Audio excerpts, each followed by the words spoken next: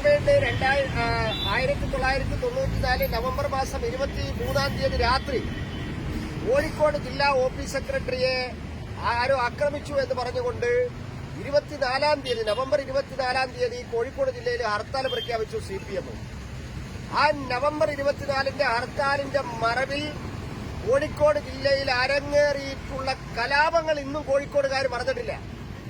അതിന്റെ പേരിൽ ഒരു നിരപരാധിയായിട്ടുള്ള അക്കട്ടിലെ MP കുമാരൻ എന്ന് പറയുന്ന ഒരാൾ പിറ്റേ ദിവസം കൊല്ലപ്പെടുന്ന പോലും ഉണ്ടായി.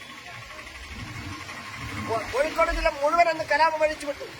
പക്ഷേ ഞാൻ ഇപ്പോഴും പൊതുജനങ്ങളോടും മാധ്യമപ്രവർത്തകരോടും അഭ്യർത്ഥിക്കുകയാണ്, അന്നത്തെ 1994 നവംബർ 23-ാം തീയതി രാത്രി നടന്നു എന്ന് പറയുന്ന അക്രമം അത് വ്യാജമായിരുന്നു. ആ കേസ് പോലും പിന്നെ രജിസ്റ്റർ ചെയ്തിട്ടില്ല.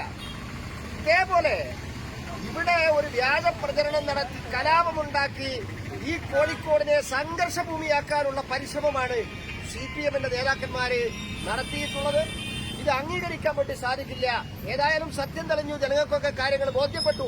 പക്ഷെ ഉത്തരവാദിത്വപ്പെട്ട സ്ഥാനത്തിരുന്നുകൊണ്ട് MLA-മാര്, CPMന്റെ സെക്രട്ടേറിയറ്റ് അംഗത്തെ പോലുള്ള ആളുകൾ, കൈരളി ചാനല് ഈ പൊതുസമൂഹത്തോട് പ്രതിബദ്ധത തെളിയിക്കേണ്ട ആളുകളാണ് ഈ തരത്തില് നീചമായിട്ടുള്ള പ്രചരണങ്ങൾ നടത്തിയിട്ടുള്ളത്.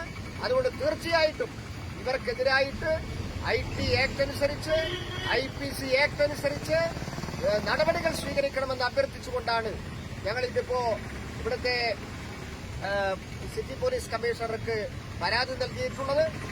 ഈ പരാതി തീർച്ചയായിട്ടും റൂറൽ SP-ക്കും ഞങ്ങൾ കൈമാറും. അതേപോലെ തന്നെ കൈരളി ചാനൽ പോലുള്ള മാധ്യമങ്ങളും ഈ പ്രചരണം നടത്തിയിട്ടുണ്ട്.